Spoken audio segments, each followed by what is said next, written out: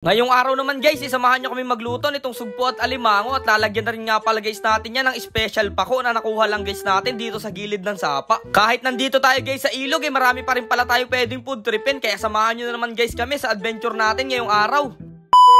Guys, ngayong araw nandito tayo sa isa sa napakagandang ilog dito sa lugar namin at ang gagawin guys natin dito ay magliligo tayo at syempre para may kainin tayo, manguha tayo ng pako guys. Ano, pako?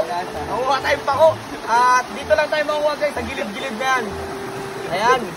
Kaya ayun, samahan muna kaming kumuha ng pako guys para dumiskarte ng ating uulamin at tanawakan natin ng hipon. Let's go! Let's go! So ayun na nga guys, agad na rin nga pala guys namin sinimulan dito yung pamumulot ng mga pako na nandito lang guys sa gilid. Saktong-sakto guys at ilang araw umuulan dito sa lugar namin, paniguradong nag-usbungan guys dito itong mga gulay na pako. Sino guys nakaranas sa inyong manguha at mag-ulam ng ganitong klaseng gulay? Talaga naman guys napakasarap nito, lalong-lalo na pag ginataan. Yung iba nga pala guys ginagawa rin nilang salad itong gulay na pako at may nakita nga pala guys ako dito ng gagamba na kung tawagin dito sa lugar namin ay ekesan. Yan nga pala guys yung nalalaruan namin dati ni Dugong nung bata pa kami. Pero habang nangunguha guys tayo dito ng gulay na pako ay gusto ko lang i-shoutout at magpasalamat sa mga OFW na palagi nanonood sa atin. Kung nasang bansa man kayo po, mag-ingat kayo palagi. At sobrang natutuwa po kami sa inyong comment na kahit papano ay nakakatulong kaming maalis itong homesick nyo dito sa Pilipinas pag nandiyan kayo sa ibang bansa. Salamat po sa pagmamahal at suporta nyo palagi sa amin ni Dugong sa mga ginagawa namin vlog. At big shoutout rin nga pala guys sa top 1 cities natin, ang Quezon City na sobrang daming nanonood sa atin. Shoutout sa inyong lahat dyan. Basta guys tayo sa pangkuha natin ng pako at eto na. Okay na itong mga nakuha natin at pwede na natin itong lutuin, palangkalian dito. Let's go, samahan nyo kami. Full speed na naman, yay!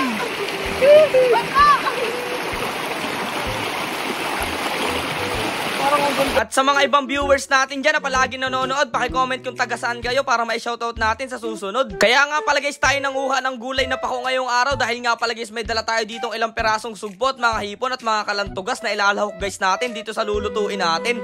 At ang gagawing luto guys natin dito ay ginataang pako. Grabe, sobrang sarap nun. Kaya nga guys nung kumpleto na itong mga lulutuin namin agad na rin namin nilinisan dito lang sa may sapa. Yan, at eto nga guys sinimay na namin yung mga gulay na pako at inalsa na rin guys namin ng sungot yung mga hipon. Dito na nga lang pala guys namin napiling magluto sa ibabaw ng malaking bato at nag-get na rin nga pala guys ako dito ng mga rekadong gagamitin natin katulad ng sibuyas at bawang at grabe happy na naman guys si Dugong. Pero syempre guys para maayos ang pagkakaluto nito mga ilalahok nating mga seafoods ay uunahin nga pala guys natin silang lagain. Ilalagay natin tong hipon at itong mga kalantugas dito. Grabe, isa na naman guys solid na adventure at sobrang nakaka-relax na video magagawa natin ngayong araw. At syempre meron din tayo guys masarap na food tripin ulit kaya manood kayo guys hanggang huli. At eto nga guys nalaga na nga pala natin itong mga sugpot, mga kalantugas natin at grabe kahit nga pala guys nilaga pa lang to ay pwede na natin tong kainin at naka-ready pala si Dugong guys dito sa gilid Talaga namang inuutik-utik na niya para mamaya daw ay marami na siyang makain.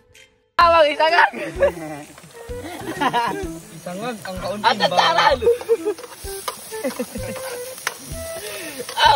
Nagisa nga lang pala guys ako dito ng sibuyas at bawang, nilagyan na rin guys natin na iba pang pampalasa. Tapos ayun, gigisahin lang guys natin ng konti itong mga ilalahok nating mga seafoods. At oo nga pala guys, may mga offer na naman nga pala guys sa atin ng mga online na sugal na talagang inaalok nila sa atin at lalakihan daw nila yung bayad. Pero sinasabi ko guys sa kanila ay tinatanggihan ko sila palagi. At dahil nga guys, dati kaming Boy Scout ni Dugong ay wala kaming salaan dito kaya kumuha ako ng tis-tis na nyo. Grabe guys, galawang Boy Scout na naman. Tapos eto na guys, ilalagay na nga pala guys natin itong fresh na gulay na pako na lulutuin natin. At grabe guys, green na green talaga siya. Masarap rin nga pala guys luto dito at lahok dito sa ganitong gulay na pako ay yung toyong dilis. Talaga naman guys sobrang solid nun. Makalipas nga lang guys ang ilang minuto, grabe makikita nyo ay kumukulo na itong ating niluluto at sobrang sarap guys nito. Bigla ko lang guys tuloy na alala ng mga bata pa kami ni Dugong pag nandun kami kay Lola ay lagi kami inuutusan guys na kumuha nitong mga gulay na pako.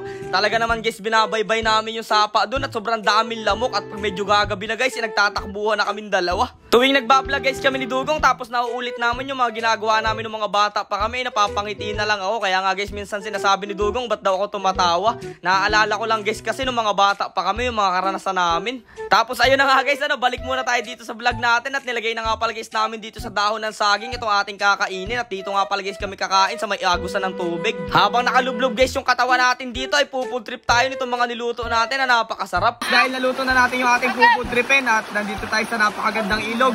Kakain na guys tayo at syempre kailangan mo natin magpasalamat kay Lord. Let's go! So ayun guys, what's up mga napadaan lang. Tara, food trip na tayo. Libre hugas ng kamay. Kain tayo. Tikman guys natin yung pako namin kinuha. Guys, oh. Pako. Sobrang fresh Tikman yan. natin. Oh!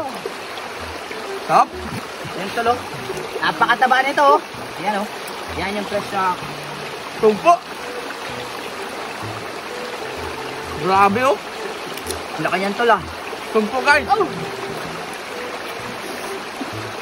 Guys, oh. Taba. Rap. Sobrang sarap.